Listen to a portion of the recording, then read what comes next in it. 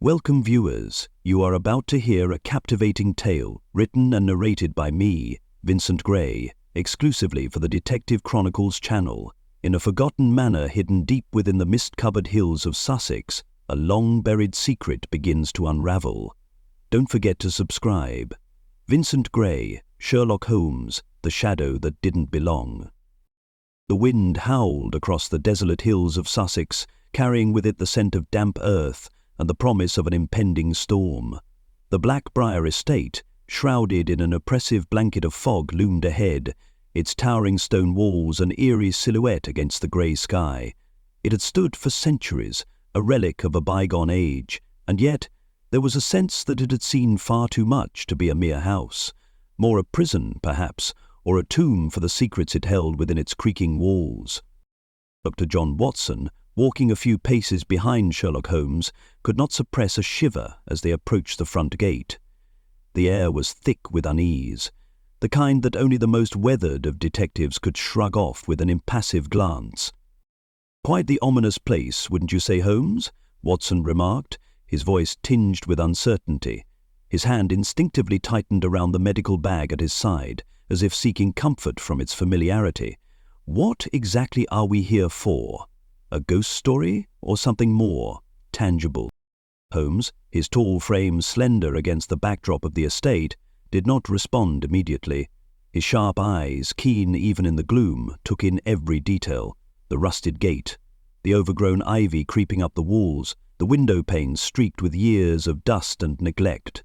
To Watson, the house seemed an embodiment of decay, life fading away, just like the fog that clung to the ground like a second skin. "Ghosts, Watson, are the least of our concerns," Holmes said, his voice low and precise. "But the shadows in this place, those are far more substantial." He paused, glancing at the old ironwork of the gate as if inspecting it for clues. "Come, let us not waste time." They made their way up the gravel path, the crunch of their footsteps the only sound in the otherwise silent estate. The fog seemed to grow denser with each step, and Watson felt a creeping chill settle in his bones. As they reached the grand door, Holmes took a moment to adjust his coat, his expression unreadable as he examined the intricate carvings that adorned the entrance. He was always so meticulous, so exact, qualities that both intrigued and unnerved Watson. Holmes turned to Watson then, his lips curling into a faint, inscrutable smile. "A mystery is always most intriguing when it wears the mask of the unknown.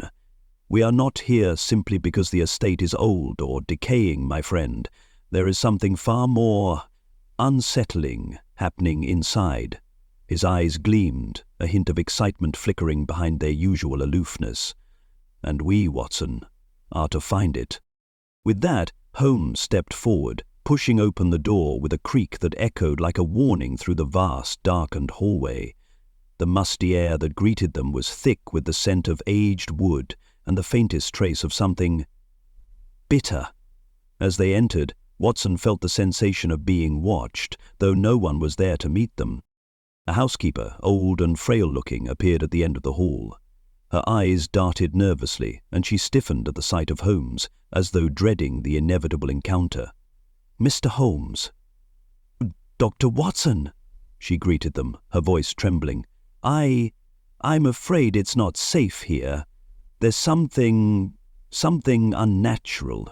The manor is—" Holmes held up a hand, cutting her off with an ease that spoke to years of practice. "No need for dramatics, Mrs. Locke. We are here to investigate, not to be swayed by superstition." His tone was as calm and unyielding as ever, but there was a subtle undercurrent of tension, the barest flicker of something beneath the surface, something that Watson had learned to recognize over the years. Holmes was intrigued, deeply so. The housekeeper nodded stiffly, eyes avoiding Holmes's gaze. She turned on her heel, leading them deeper into the heart of the manor. The dim lighting only served to amplify the sense of foreboding that hung in the air like a heavy fog. Watson couldn't help but glance over his shoulder as they walked, the feeling of eyes on him never quite leaving. It was as though the walls themselves were watching, listening, waiting. Holmes, however, seemed unfazed by the atmosphere. His mind was elsewhere, calculating, analyzing the threads of the puzzle that had already begun to weave themselves in his mind. He was thinking of the letter that had arrived unsigned from someone desperate for help. The words had been simple, yet curiously compelling. A shadow walks the halls of Blackbriar. It should not be here. Find out why. It was those words that had drawn Holmes to this place, and now, as they walked deeper into the manor, he could feel the pieces of the mystery shifting into place. Somewhere in the house, perhaps right under their noses, lay the answer. And Holmes, calm, controlled Holmes, was already closer to the truth than he cared to admit. Watson, meanwhile, struggled to shake off the creeping sense of unease that gnawed at him. The longer they stayed in this eerie place, the more it seemed to close in on him, the silence pressing in like a living thing. He was not given to fanciful thoughts, but this place felt wrong. "We should be careful," Watson muttered under his breath, though Holmes was already several paces ahead, lost in his own thoughts. He had seen this look in his companion's eyes before, when Holmes was on the scent of something significant, something that would gnaw at him until it was solved. Before Watson could say anything further, Holmes stopped abruptly, his sharp gaze sweeping across the room they had entered. He stood motionless for a moment, scanning the shadows that filled every corner of the room. The air was thick with the weight of what lay unsaid, and Watson, ever the loyal companion, followed his gaze. "What is it, Holmes?" Watson asked, his voice a whisper. Holmes did not answer immediately. Instead, he bent down, his fingers brushing the dust-covered floor as though feeling for something that was just beyond reach, his brow furrowed in concentration, and for the briefest moment, Watson saw a flicker of uncertainty pass across his face, a fleeting expression that Holmes quickly masked. "We are not alone here, Watson," Holmes finally said, his voice unusually grave. The tension in the room thickened, and Watson, sensing that they had crossed some invisible threshold, felt his heart rate quicken. The case had already begun, and the shadows of Blackbriar Manor were beginning to reveal their secrets. The heavy door creaked shut behind them with a hollow thud, the sound reverberating through the silence of Blackbriar Manor. Holmes and Watson stood in the dimly lit hallway, its walls adorned with aging portraits of stoic-faced ancestors, their painted eyes seeming to follow every movement. A faint smell of decay lingered in the air, mingling with the faint fragrance of lavender which emanated from a nearby vase, too fresh for a place so seemingly forgotten by time. The housekeeper, Miriam Locke, led them down the long corridor, her slow, measured steps echoing on the worn wooden floor. She was a frail woman, her hands trembling as she clutched the hem of her black dress, her every movement betraying a sense of fear that she did not fully conceal. Her dark, watery eyes darted nervously to the walls, as though she were expecting something or someone to appear from the shadows at any moment. "Mr. Holmes, Dr. Watson," she began, her voice quivering as though rehearsed. "I do hope you find what you seek, but I must warn you, there's more to this place than meets the eye."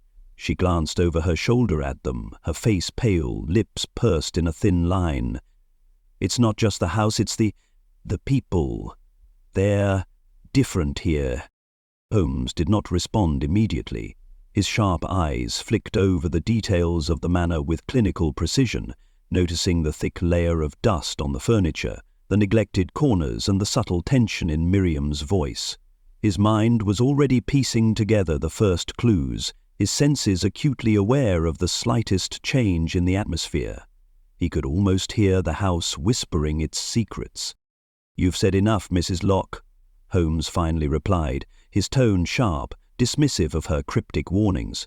"Lead us to where we may begin." They continued down the corridor, the wallpaper peeling at the edges, the candlelight flickering with an unnatural instability as they passed beneath it. Every step seemed to deepen the sense of something lost, something hidden just out of reach. Watson, trailing behind, couldn't help but feel a prickle at the back of his neck. He wasn't one to believe in superstitions, but there was something undeniably unsettling about the manor. It was as though the house itself was a living, breathing entity, a place steeped in secrets that had festered far too long. Miriam halted before a door, hesitating for a moment, as though she were choosing her words carefully. "This is Lady Eleanor's study," she said, her voice hushed, as though speaking too loudly would awaken something slumbering in the room. "She spent many hours here, but lately she spoke of things, strange things. I don't know what to make of it." Holmes' eyes narrowed slightly, his interest piqued by the hint of something untold in Miriam's words. "Strange things, you say?" he asked, his voice gentle but probing. Miriam shifted uncomfortably, her gaze falling to the floor as if ashamed. She spoke of shadows, Mr. Holmes, shadows that moved when they should not, and of voices in the walls. But she was a lady of strong character. She would not have succumbed to superstition easily." "Of course not," Holmes replied, his voice devoid of emotion but his mind whirring with possibilities. Shadows, voices in the walls. How much of this could be mere imagination, and how much, I wonder, is grounded in reality? He stepped closer to the door, his fingers brushing against the brass handle. "I think we should have a look." Miriam nodded, stepping aside to allow them entry. The study beyond was dim, the only light filtering through the heavy curtains that blocked out the worst of the murk outside. A large oak desk stood in the center of the room, its surface cluttered with papers, ink bottles, and an assortment of unread books. On the wall behind it, a large portrait of Lady Eleanor hung, her painted gaze meeting Holmes's directly. She was a woman of elegance, with sharp features and a dignified air, though there was something almost unnatural about the way the painting seemed to loom over them, its presence commanding. Holmes approached the desk first, his eyes scanning the papers with rapid efficiency. He didn't touch them, yet preferring to let the room's atmosphere settle around him. Watson, however, took a step forward, his fingers lightly grazing the spines of the books that lined the shelves. His curiosity got the better of him, and he opened one, scanning the text quickly before replacing it. "Did Lady Eleanor often read such works?" Watson asked, his voice breaking the heavy silence. "A volume on philosophy and another on ancient myths, not quite what one might expect." Miriam's eyes flickered briefly to the books, but she remained silent. Holmes turned from the desk then, his gaze sweeping over the room once more. His eyes rested on a small table in the corner, where a delicate glass vial lay atop a collection of old papers. He approached it slowly, his fingers brushing the smooth surface of the vial, lifting it from the table with care. "It's perfume," Holmes mused, his eyes narrowing as he examined the contents. "Strange, very little remains, but the scent unmistakable." He paused, inhaling deeply. "Lavender. It lingers in the air still." "Yes," Miriam whispered, her voice trembling. "Lady Eleanor used to wear it every day, but she said it reminded her of someone. She wouldn't say." Holmes's mind was already racing, connecting the dots between the peculiarities of the room and Miriam's cryptic statements. He didn't need to ask any more questions. The atmosphere in the room spoke volumes. There was something about Lady Eleanor's study, her isolation, the repeated references to shadows. It all pointed towards something hidden beneath the surface. The floor creaked loudly as Miriam shifted nervously. I should not have said so much. It is not my place." Holmes gave her a single measured look. "You have provided me with far more than I expected, Mrs. Locke," he said, his voice colder now. "But there is one more thing I must ask you." She looked up, her eyes wide, as though dreading the question. "Where is the rest of Lady Eleanor's correspondence?" Holmes asked, his gaze sharp. "Her letters, her records." Miriam hesitated before speaking again, her voice barely a whisper. I don't know. There was one letter that came just before her passing, but I never saw it after that night." Holmes' eyes glinted with the first stirrings of triumph, as if a piece of the puzzle had just clicked into place, but before he could pursue it further, the door to the study suddenly creaked open behind them. A tall figure stood silhouetted in the doorway. Alistair Blackbriar, the son of the late Lady Eleanor. His dark eyes studied them both with a cold intensity, his expression unreadable. "I see you've begun without me," he said, his voice sharp. Alistair Blackbriar's tall, lean frame filled the doorway, casting a long shadow into the study as he entered. His dark coat, slightly worn at the cuffs, seemed to blend into the dimness of the room. His piercing gaze swept over Holmes and Watson with a cold detachment, and for a moment the silence between them was palpable, as if each man was calculating the other's next move. Holmes stood by the desk, still holding the vial of lavender perfume, his eyes never leaving Alice's face.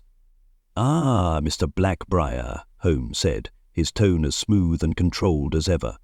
"I assume you are the son of the late Lady Eleanor?" Alice's lips curled into a thin, almost imperceptible smile. "That would be correct," he replied, his voice laced with a quiet bitterness. "And I presume you are Sherlock Holmes, the detective who has been so kindly invited to investigate my mother's death." The word death hung in the air like a dark cloud, thickening the tension that had already begun to settle around them. Watson, standing near the window, felt the weight of the moment more acutely than he cared to admit. It was clear that Alistair was not merely concerned with his mother's passing. There was something deeper, something unspoken, in the way he carried himself. He was not just mourning, he was assessing. "I trust you've heard the rumours," Alistair continued, his eyes shifting briefly to the painting of his mother on the wall. "The house has long been the subject of whispered tales. Ghosts, shadows, voices, none of it true, of course." His words were flat, yet there was a trace of something unhinged lurking beneath his controlled exterior. "But it seems you've taken more than a passing interest in my mother's death. You wish to unravel the truth a bit, no?" Holmes remained impassive, his fingers tapping lightly against the vial of perfume. "I wish only to uncover the facts," he replied, "though I must admit the peculiarities of this estate have already begun to pique my curiosity. Your mother's passing is most intriguing." The room seemed to grow colder as Alistair's expression tightened. He took a step forward, his gaze flicking briefly toward the vial in Holmes's hand before he looked away, clearly unwilling to acknowledge any further the strange, lingering scent of lavender that filled the room. He clenched his jaw, his features hardening, as if he were battling something within himself. "Do not waste your time here, Holmes," Alistair said, his voice low but sharp. "My mother was a woman of strong mind, and yet she grew frail, confused in her final days. I found her like that often, lost in her thoughts, speaking of shadows and voices that no one else could hear, but none of it means anything. I want you to leave this place." Holmes's eyes flicked to Watson for a brief moment before he turned back to Alistair, his expression unreadable. "You misunderstand, Mr. Blackbriar. I am not here to entertain the irrational notions of ghosts or hauntings. I am here because there is something off about your mother's death." He paused, letting the weight of his words settle, "and it is something far more substantial than a wandering mind." Alistair's jaw tightened further, and for a moment it seemed as if he would snap, his hands balled into fists at his sides. But then, with a visible effort, he forced himself to relax, the sharpness in his voice dulling. "I have nothing more to say to you," he muttered, turning on his heel and walking toward the door. Holmes did not move, his gaze still fixed on the retreating figure of Alistair. "You will say more, Mr. Blackbriar," he called after him, his voice cutting through the silence. "You are a man of many secrets, but not as clever as you believe." Alistair paused at the door, his back still to them, before turning his head slightly, the faintest glint of something dark flashing in his eyes. "You are more than welcome to investigate," he said coldly, "but know this, I do not take kindly to interference in matters that do not concern you." With that, Alistair exited the room, leaving a lingering tension in his wake. The door slammed shut behind him, the sound reverberating through the house as though echoing his words. Holmes remained silent for a moment, his gaze steady, his thoughts racing. "Holmes," Watson said, his voice hushed. "He's hiding something. That much is clear." Holmes did not respond immediately, his eyes scanning the room, as if searching for something, anything that would give him further insight into Alistair's behaviour. His fingers brushed over the papers scattered on the desk, taking in the details with quick precision. "Indeed, Watson," Holmes said finally, his voice soft but certain. "Alistair Blackbriar is not merely mourning the loss of his mother. There is something deeper at play here, something he fears being exposed." He walked toward the fireplace, his eyes narrowing as he examined the mantel. "But fear is an interesting emotion. It can either betray a man's guilt or conceal the truth he is desperate to keep hidden." As Holmes continued his examination, Watson's eyes landed on the dark, empty space beside the fire, where the shadows seemed to stretch unnaturally long. He could not shake the feeling that the manor itself was watching them, listening. It was as though something in the very air around them was alive, breathing. "It's the shadows," Watson said, his voice barely a whisper, as if speaking too loudly might summon them. "Do you think they're connected to what's happening here?" Holmes paused, his gaze still fixed on the mantelpiece, before turning slowly to face Watson. "I do, Watson. I do indeed. And that, my friend, is exactly why we must press on. For what we have here is not just a death. It is a riddle, wrapped in mystery, concealed by shadows." Before Watson could respond, a sudden noise, a soft, almost imperceptible thud, came from somewhere deep within the manor. It was faint, but enough to stir the air with unease. Holmes's sharp eyes narrowed, his attention peaked once again. "Did you hear that?" Watson asked, his pulse quickening. Holmes motioned for silence, his mind already calculating. "I did, Watson, and I suspect it is the first of many signs that will reveal themselves before this mystery is solved." The tension thickened in the room, and without another word, Holmes turned toward the door, his pace quickening as he moved to investigate the sound. The sound of their footsteps echoed down the long, winding corridor as Holmes and Watson made their way deeper into the manor. The air grew colder with each step, the chill creeping beneath their coats and settling into their bones. As Holmes moved with his usual brisk efficiency, Watson's eyes swept over the faded grandeur of Blackbriar Estate, the worn carpet beneath their feet, the faded wallpaper peeling at the edges, and the heavy drapes that seemed to absorb all light rather than let it pass through. The very atmosphere seemed to close in on them, as though the house were waiting for something, or perhaps for someone, to unveil its long-held secrets. Holmes, as ever, remained unfazed by the eerie surroundings, his eyes flicking over the details of the hallway as though scanning a page of text. He paused near a small table against the wall, running his fingers lightly over a collection of antique objects, an ornate clock, a faded photograph of a man and woman standing proudly before the estate, a dusty, neglected vase. Each object seemed to hold a story, a memory locked away in time. "I presume these are family heirlooms," Watson remarked, his voice quietly reverberating against the silence. He had grown used to the sense of quiet tension that seemed to follow them at every step. Holmes didn't answer at first, his attention absorbed by the objects in front of him. His eyes narrowed slightly, as though something had caught his attention, a faint crack in the photograph's frame, a small detail overlooked by anyone else. He reached out, carefully lifting the photograph, and turned it over. A single word had been scrawled on the back, in what appeared to be hastily written ink. "Forgive me." Holmes didn't comment on the find, though Watson could see the flicker of interest in his eyes. With a quick, fluid motion, Holmes replaced the photograph and turned on his heel, his pace steady and purposeful. "The more we uncover, Watson, the more the pieces of the puzzle begin to fall into place," Holmes said quietly, as if to himself. "But not all of them are in plain sight. Some, I suspect, are hidden, deliberately." They continued their way through the manor, the air growing heavier, the silence more oppressive. The winding staircase they ascended creaked underfoot, as if protesting the intrusion of their presence. The walls of the hallway narrowed, closing in on them, and Watson's discomfort grew. There was a strange weight to the house, something oppressive in the air, like an unspoken memory clinging to the walls. Finally, Holmes stopped in front of a door at the end of the hallway. It was slightly ajar, the faintest sliver of light leaking from within. Without hesitation, he pushed the door open.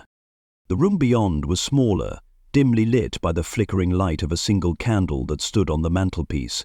It smelled of dust and old wood, and the faint, lingering scent of lavender clung to the air.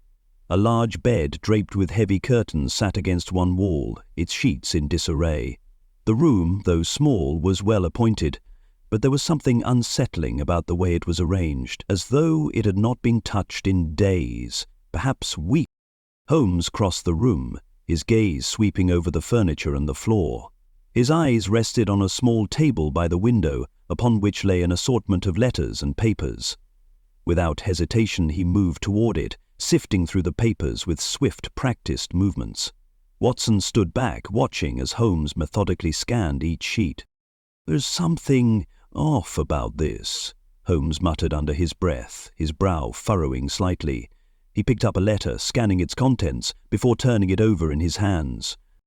Watson stepped forward, his curiosity piqued. "What is it?" Holmes's sharp eyes flicked to the paper in his hand, then back to Watson. "The handwriting," he said simply. "It's inconsistent. A letter of such importance, and yet the handwriting shifts from one sentence to the next, almost as if someone were attempting to disguise their true hand." He paused, his fingers brushing lightly over the paper. "This is no ordinary correspondence." He set the letter down carefully and picked up another document. As his fingers moved over the edges, Watson's eyes caught a faint outline in the paper. A mark that seemed to have been made long ago, faded with time, but still faintly visible. "What do you make of this?" Watson asked, stepping closer to Holmes, his voice lowered, as if in reverence to the secrecy of the moment. Holmes studied the paper intently for a moment, his eyes narrowing with focus. "It appears to be a watermark, but not one that should be here," he replied. "It's strange. The paper itself is old, certainly, but this mark, this particular pattern, wasn't a common feature for papers of this time." He placed the letter down carefully, his mind already racing, his thoughts whirring with possibilities. "It is most likely a modern edition. Someone went to great lengths to alter the original, to conceal something from view." A sudden noise from the hallway caused both men to pause, their attentions snapping to the door. For a brief moment, all was still. Then the soft shuffle of footsteps echoed down the corridor, growing louder by the second. The door to the room opened slightly wider, revealing a shadowy figure in the doorway. "Miriam?" Watson asked, his voice uncertain. He had not expected her to return so soon. But as the figure stepped into the room, the candlelight revealed a different person altogether. A tall, gaunt man with sharp features and a weathered appearance. He had the bearing of someone who was used to authority, someone accustomed to giving orders rather than receiving them. "I believe you've been looking for me," the man said, his voice cold and measured. Holmes stood motionless for a moment, his gaze unwavering as he assessed the newcomer. "And you are?"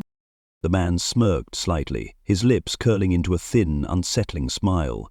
"I am Edgar Thornton," he replied, his eyes flicking between the two men. "I am the constable in this area, and I believe we have much to discuss."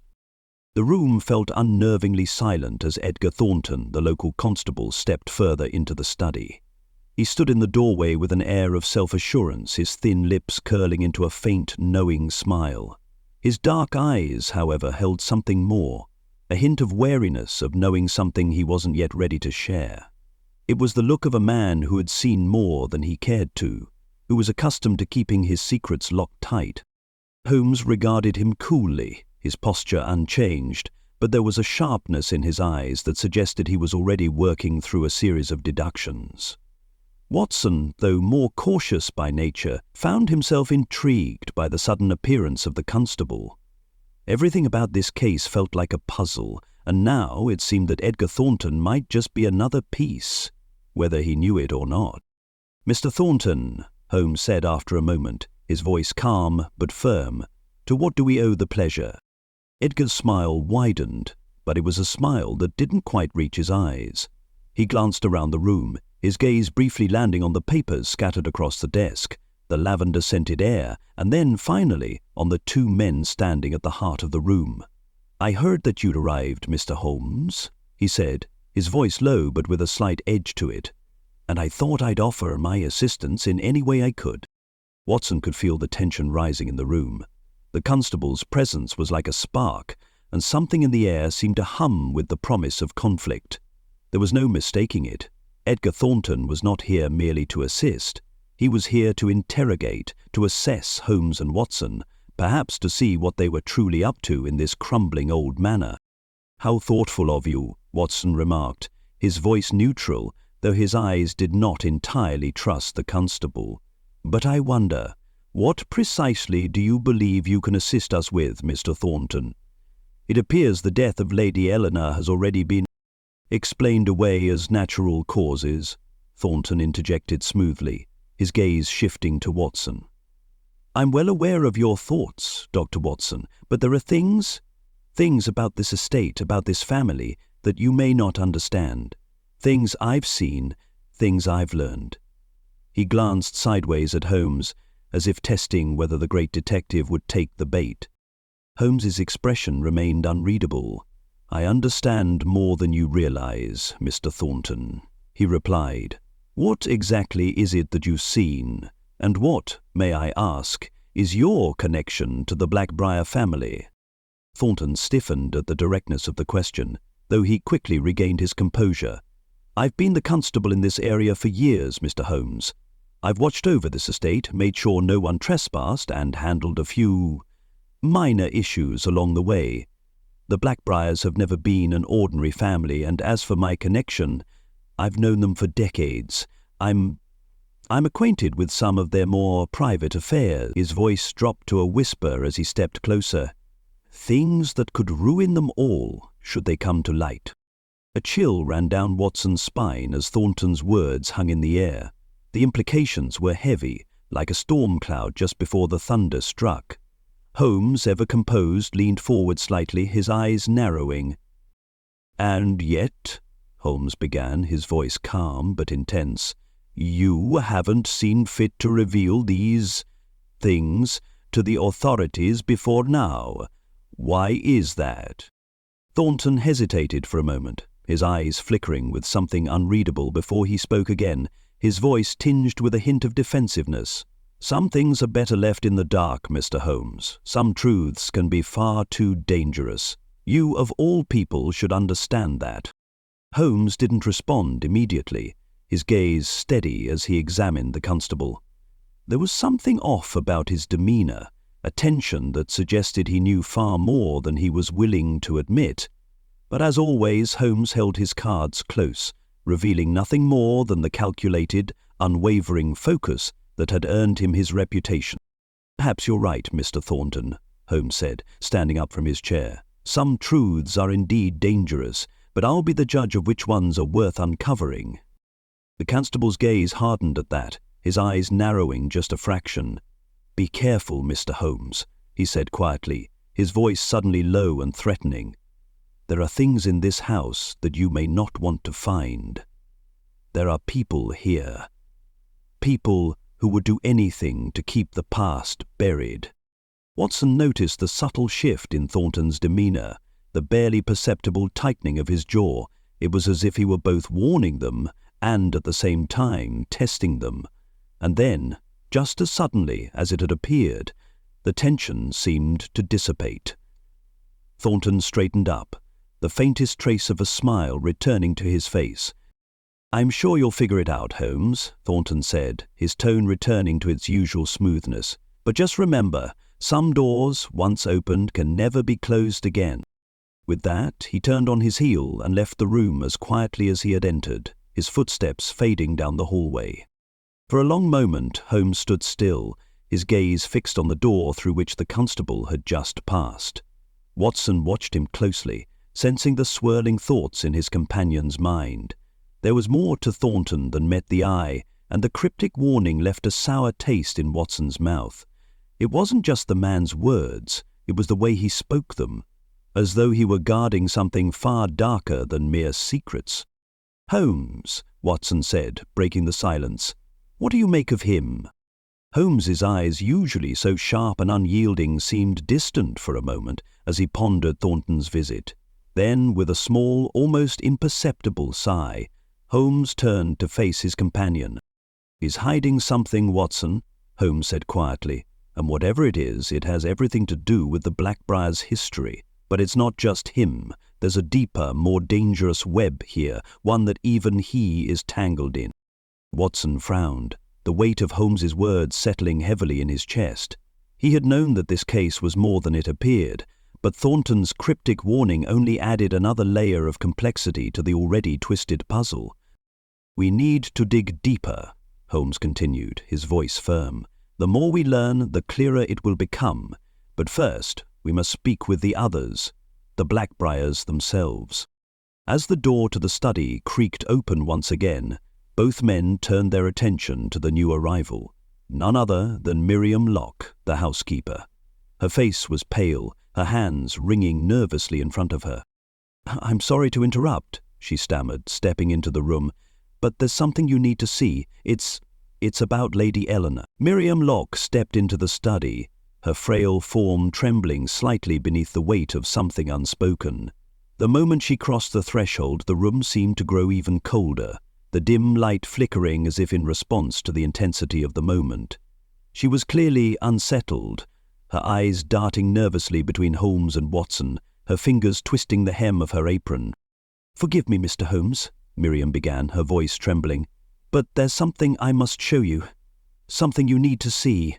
She swallowed hard, as though the weight of what she was about to reveal was too much for her to bear.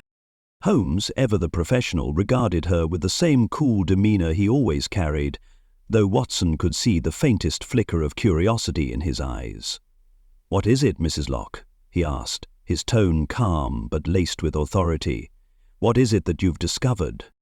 Miriam hesitated, her hands wringing tighter, before she slowly reached into the folds of her apron and withdrew a small, crumpled envelope. She held it out to Holmes, her eyes downcast as she placed it carefully on the desk between them. It was old, its edges frayed, and the wax seal had been broken, suggesting it had been opened long ago. The paper itself seemed fragile, as if it had been handled many times. "Lady Eleanor," Miriam whispered, her voice barely above a breath. "She received this letter just days before she died. I wasn't supposed to see it, but I found it in the wastebasket after she passed.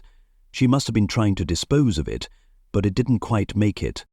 Holmes carefully picked up the envelope, his fingers brushing over the wax seal, which bore an unfamiliar insignia, a crest, dark and intricate, though faded with age. He turned it over in his hands, examining it before glancing back up at Miriam. "You said Lady Eleanor attempted to dispose of this. Why? What was in the letter?"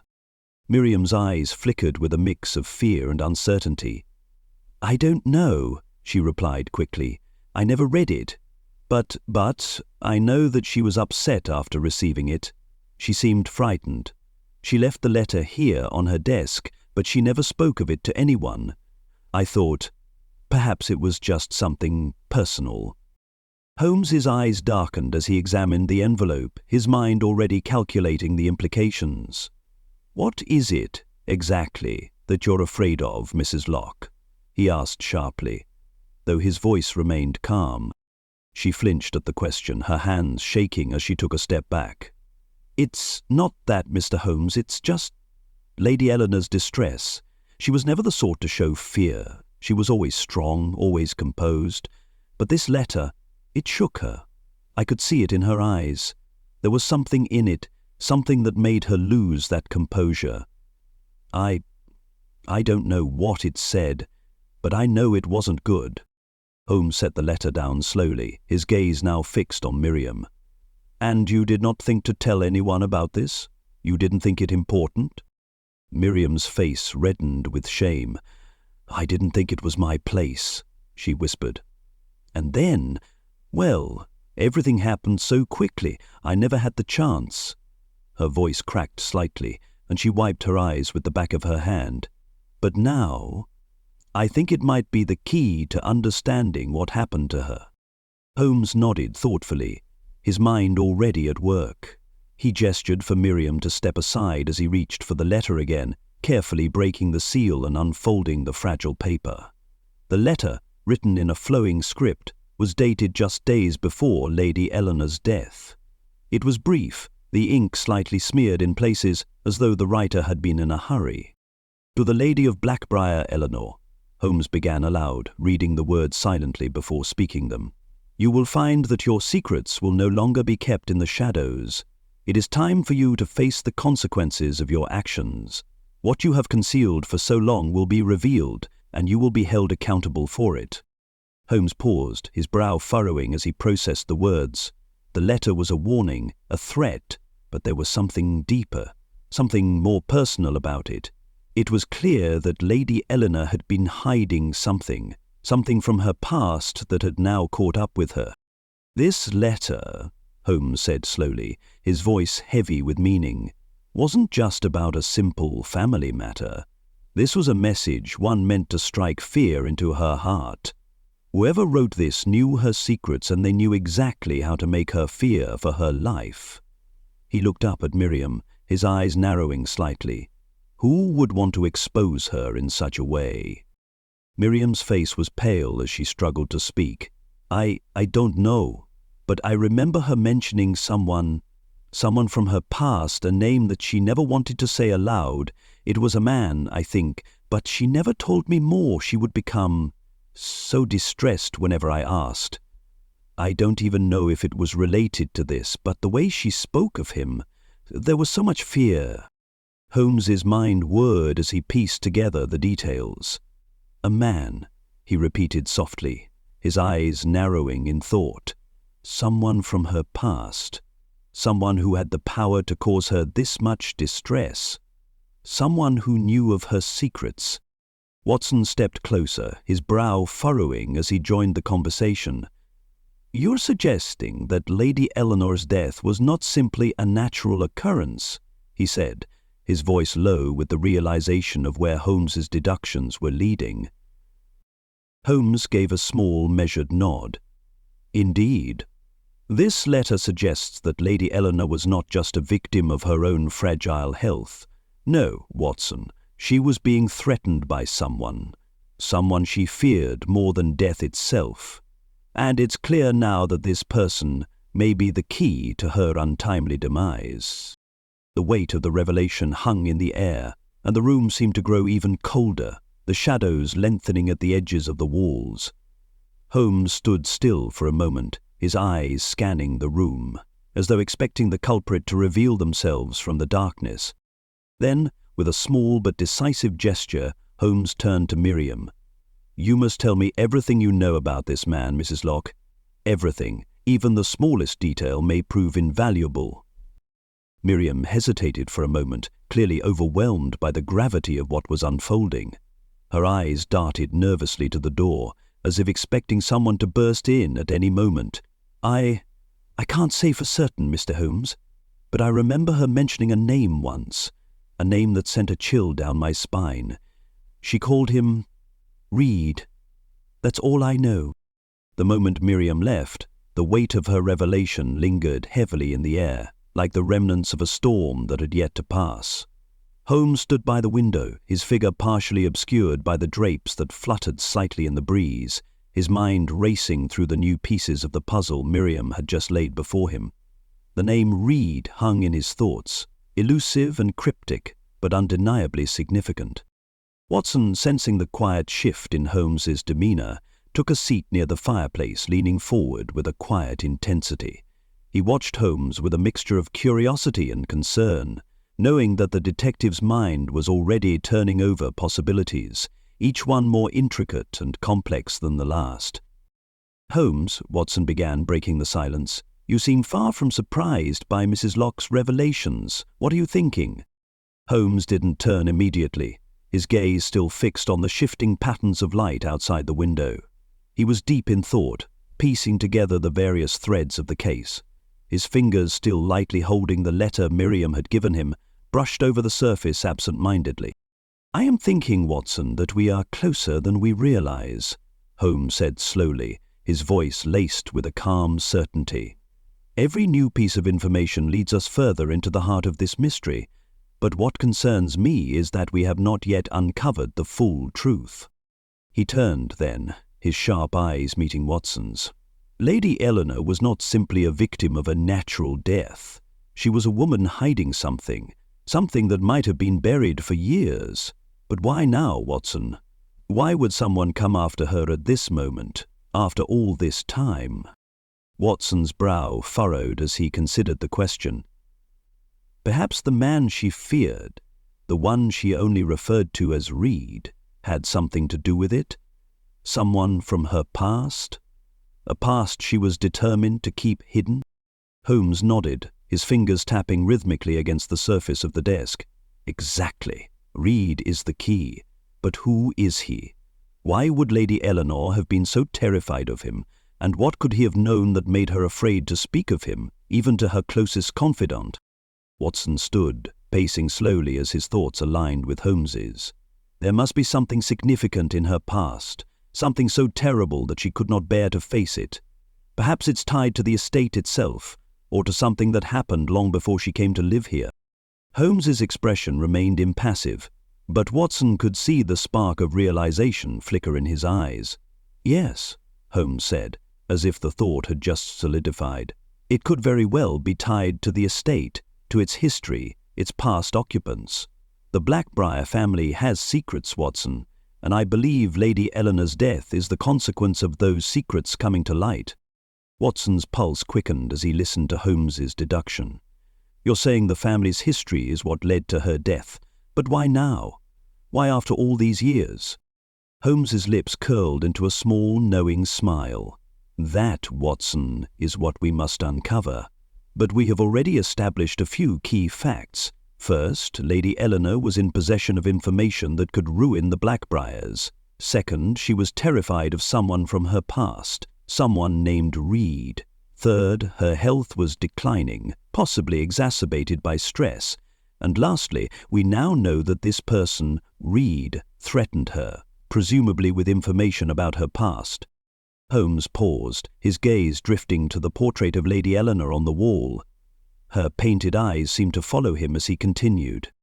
"Her death was not a random event, Watson," Holmes said, his tone becoming more resolute. "It was orchestrated. Someone, perhaps Reed, knew exactly how to use her fear against her, to manipulate her into a state of panic that caused her to suffer, both physically and emotionally. Her death was the result of that manipulation, of the past catching up with her in the most final way possible." Watson leaned forward, his hands pressed against the desk as he absorbed Holmes's theory.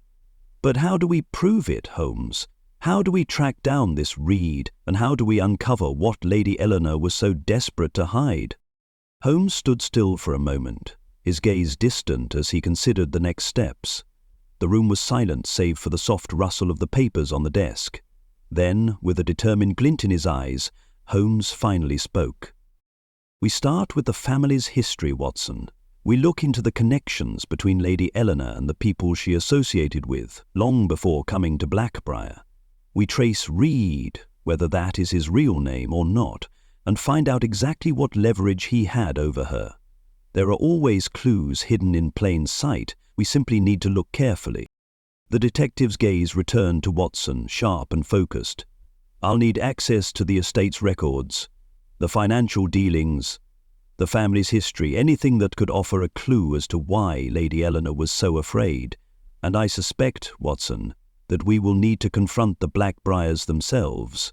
Alistair, Miriam, Edgar, they all have something to hide." Watson nodded, feeling the tension in the air grow even thicker. "And once we have the information, we confront Reed, or whoever he is?" Holmes smiled faintly. "Yes, Watson, but first we gather the evidence. We cannot confront a shadow without understanding what it truly represents." The tension in the room was now palpable, the mystery unfolding in layers that were both thrilling and terrifying. Watson could feel the intensity of the moment, the air growing thick with the anticipation of what was to come. The Blackbriars were not just a family, they were a puzzle, and Holmes was already piecing it together, one careful step at a time. "I'll start by looking into the estate's records," Watson said, moving towards the door. "You, Holmes, where will you begin?" Holmes glanced briefly at the portrait of Lady Eleanor once more. "I will pay a visit to her study. I believe there are more secrets waiting for me there, secrets that may reveal just how deep the Blackbriar's mysteries run." As Watson left the room, Holmes remained still, his mind already working through the next steps. The pieces were starting to fall into place, but there were still many layers to uncover, and the deeper they went, the more dangerous it would become. The game had begun in earnest, and Holmes was ready to face whatever darkness lay ahead. The evening had settled in like a heavy fog, wrapping Blackbriar Manor in an unsettling stillness. Holmes and Watson had spent the day gathering what they could. Holmes had retreated to Lady Eleanor's study, scouring the room for more clues, while Watson had dug through the family's financial records, trying to piece together the history that had so deeply entangled the Blackbriars in their own web of secrets. Now, with the knowledge they had gained, the time for confrontation had come. Holmes stood in front of the grand fireplace in the drawing room, his tall figure framed by the dancing shadows of the flickering flames. His mind was sharp, focused. The pieces of the puzzle were no longer scattered but aligned, ready for the final reveal. He had gathered them all, Alistair, Miriam, and Edgar Thornton, and now, in the tense quiet of the room, they awaited his judgment. Alistair stood near the window, his back to the group, his posture rigid. Miriam stood off to the side, her hands clasped tightly in front of her, her face pale. Edgar Thornton leaned against the wall, his arms crossed, his sharp eyes watching Holmes with a mix of wariness and curiosity. There was an air of discomfort between them all, a shared unease that no one was willing to address directly.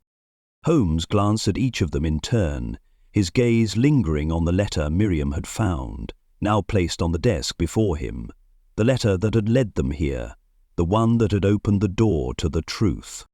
"You've all been very careful with your secrets," Holmes began, his voice steady and calm, though the underlying tension in his words was palpable.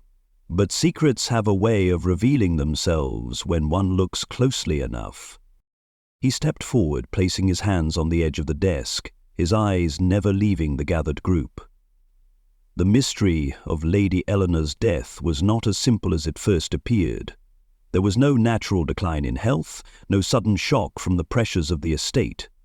No, her death was a carefully crafted event. A death shaped by fear, by manipulation, and by an old debt.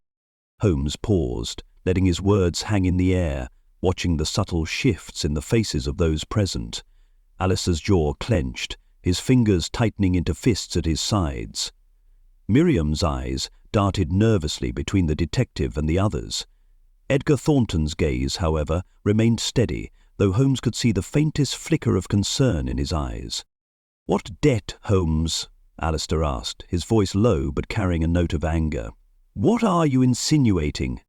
Holmes turned to face him, his eyes sharp and calculating.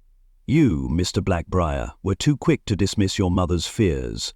You assumed they were merely the ramblings of a woman who was losing her mind, but the truth is much more dangerous than that. Lady Eleanor was afraid of something, someone, and that someone," Holmes continued, pausing to let the tension build, "was Reed."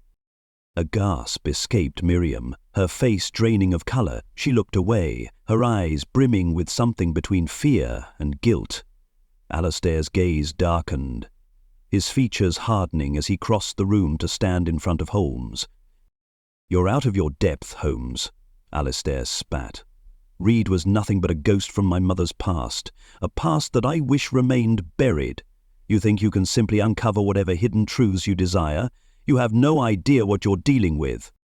Holmes didn't flinch, his voice growing more resolute. "Oh, but I do, Mr. Blackbriar. I know exactly what I'm dealing with. Reed was no mere shadow. He was a man with power, with leverage, and he used that power to manipulate your mother, just as you've been manipulated." Holmes turned to face Edgar Thornton, who had remained silent until now. "Isn't that right, Constable Thornton?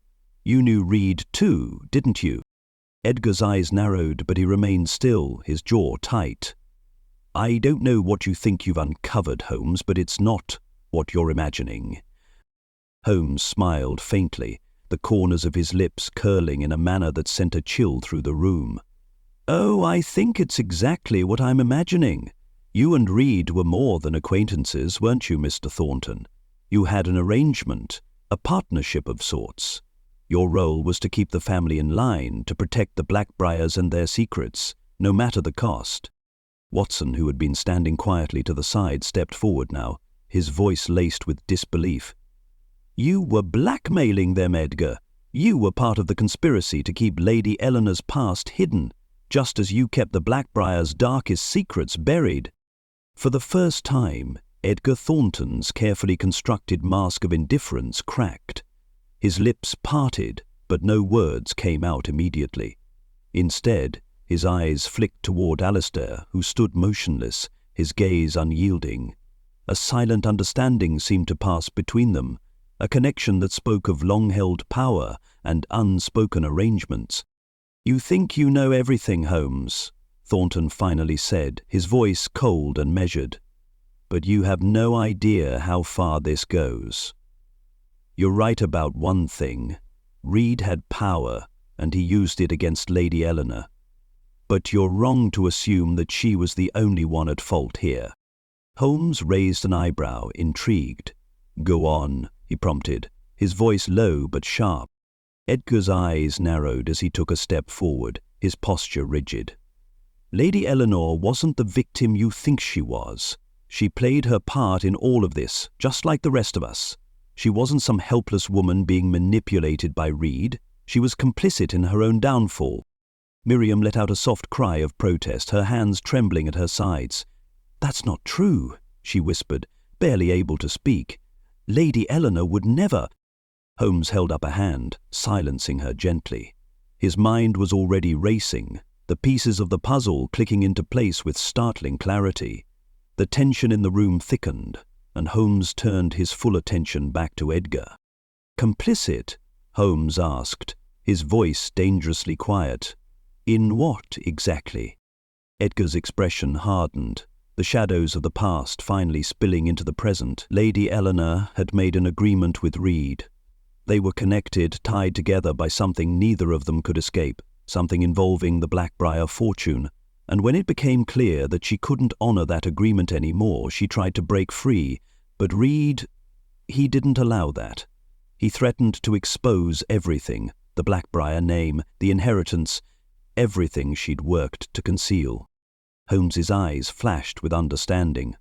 So it was Reed who drove her to the brink. He manipulated her, just as I suspected. But what about you, Mr. Thornton? You knew all of this. You were complicit in keeping the truth buried. You've been a part of this conspiracy from the beginning. Edgar's lips curled into a bitter smile. You think you've figured it all out, Holmes, but the truth is, it's too late. The Blackbriar legacy is more dangerous than you realize. The flames in the fireplace crackled quietly, casting shifting shadows along the walls of the drawing room. Outside, the night had deepened and a gentle rain began to fall, soft taps against the windows like a quiet drumbeat, a stark contrast to the storm of revelations that had just torn through the room. The silence that followed Edgar Thornton's admission was thick, suffocating, as if the weight of the truth had pressed the very air from the room. Holmes stood at the center, his posture unyielding, as if the revelations of the evening had only further solidified his purpose. He was calm as always, his mind already turning to the next steps, but Watson could see the faint trace of weariness in his eyes. The case was over, but the toll it had taken, on the Blackbriars, on the people involved, on them, was undeniable. Miriam had collapsed into a chair, her face pale, her eyes unfocused as the full scope of the event seemed to crash down on her. She had been swept up in the tide of it all, only now realizing just how deeply entangled she had become in the web of secrets that had suffocated Lady Eleanor. For all her anxiety and worry, Miriam had been unaware of the full extent of the family's hidden past, of the darkness that had loomed over the estate for so long. Alistair, still standing near the window, his back to the group, had not spoken since Holmes's deductions had become clear. He was the one who had most to lose: his name, his inheritance, his family's legacy. Yet now, with the truth laid bare, all those things seemed so fragile, so easily torn away. His hands clenched at his sides were the only indication that he was still processing the unravelling of everything he had known. Holmes turned toward Watson, his eyes meeting his companion's. "The pieces are all in place now, Watson," Holmes said, his voice steady. "It was never just about Lady Eleanor's death. It was about the history of the Blackbriar family, the debts they owed, the people they had wronged, and the price that had been paid for those sins." Watson nodded slowly, absorbing the weight of his friend's words. He knew better than most the cost of such cases, the toll they took on everyone involved, the finality of truth once it had been unearthed. But he also knew that Holmes had done what he always did. He had revealed the truth, no matter how ugly or painful it was to confront. "The letter," Watson murmured, his thoughts lingering on the crucial piece of evidence that had started the unravelling. "That letter to Lady Eleanor. Do you think Reed, or whoever he truly was, will ever be brought to justice?" Holmes's expression darkened for a moment, his gaze distant as he considered the question. "Justice, Watson, is a fleeting thing. For some it arrives too late or not at all. Reed is a name, a shadow, but perhaps that is all he was ever meant to be. The past, as always, has a way of slipping through our fingers, leaving only its imprint." Alistair finally turned, his face pale, his eyes dark with frustration. "What now, then? Are you satisfied, Holmes? Do you expect me to simply accept the collapse of everything I've worked for, the destruction of my name?" Holmes's gaze softened, though his tone remained resolute. "I expect nothing from you, Mr. Blackbriar. I have only uncovered the truth. What you choose to do with it is not my concern. You may attempt to hide it again, but the weight of it will follow you. Always." Alistair's face twisted in a mixture of anger and helplessness. "You speak of truth, but what about the consequences of that truth? What will happen to the Blackbriar name? What happens to us? Now?" Holmes's gaze did not waver, his voice cool as he answered. "The truth, Mr. Blackbriar, is its own consequence. It is what it is, and no amount of denial will change that. The Blackbriars are no longer the family they once were, and neither are you. How you proceed is up to you." There was a long silence, broken only by the soft crackle of the fire. Miriam's soft sobs echoed quietly in the background as she wiped her eyes with the back of her hand, the weight of her own involvement too much to bear. Her gaze flicked up briefly toward Alistair, but neither of them spoke. There was nothing left to say. Edgar Thornton, who had remained silently observing the entire exchange, finally spoke, his voice steady, but tinged with something almost resembling regret. "It's over then, all of it." He looked at Holmes, his eyes hard, but there was a faint trace of something else, something resigned in his gaze. "You've won, Holmes, but don't think this will be the last you hear of the Blackbriars. No matter how much we try to bury the past, it has a way of clawing its way to the surface." Holmes gave a slight nod, acknowledging the truth of Thornton's words. "Perhaps, but for now the truth has been laid bare. What comes after is of no concern to me. The game is finished." As Thornton left the room, the silence stretched, and the weight of the evening's events seemed to settle heavily on everyone present.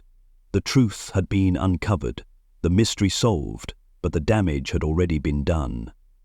The Blackbriar legacy, once a thing of power and influence, was now a shadow of its former self, torn apart by its own secrets. Holmes turned to Watson, his expression thoughtful but unreadable.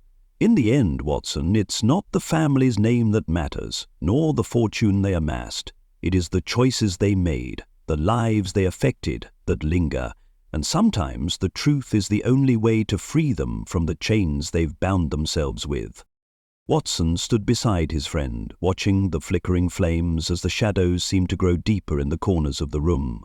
And yet, it seems, the truth is never as simple as we think. We uncover it only to find it leads to more questions, more complications.